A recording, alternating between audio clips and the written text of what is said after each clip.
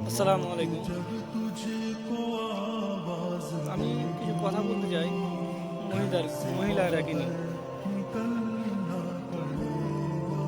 আমি আসমানে একটা ঘুড়ি উড়াচ্ছিলাম। ধরেন আমার পাশে আমার স্ত্রী দাঁড়িয়ে আছে।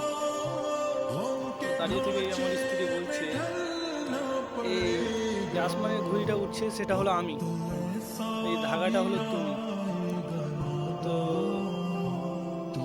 এই ঘুড়িটার মতো আমিও উঠতে চাই, কিন্তু তুমি ছাড়ছো না।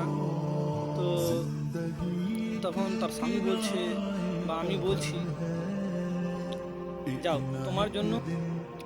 তারপর আমি বলছি, এই ঘুড়িটা যতক্ষণ হাওয়াটা আছে ততক্ষণই উড়বে, তারপরে যখন নিচে পড়ে যাবে, ছি- ছিঁড়ে ছিঁড়ে ফেলবে, কাড়াকাড়ি করবে। একবারও ভেবেছো এই ধাগাটাতে আছে তো কত কত সুখে আছে, তার কোনো ক্ষয়ক্ষতি হয়নি। আর যখন তোমাকে আজাদ করে দেব, তখন তুমি খারাপ পথে চলবে। কতগুলো ছেলে আছে তোমাকে খারাপ নজরে দেখবে। একটা ছেলে যদি তোমাকে খারাপ নজরে দেখে, তো একটা জেনার সমান তোমার আমল নামায় গুনাহ লেখা।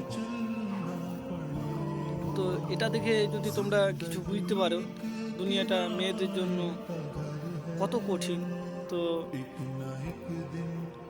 আমার থেকে তোমরাই ভালো জানো, এই দুনিয়াতে আজাব দেওয়া মানে একটা নারীকে কি ভয়াবহ প্রস্তুতি হতে পারে।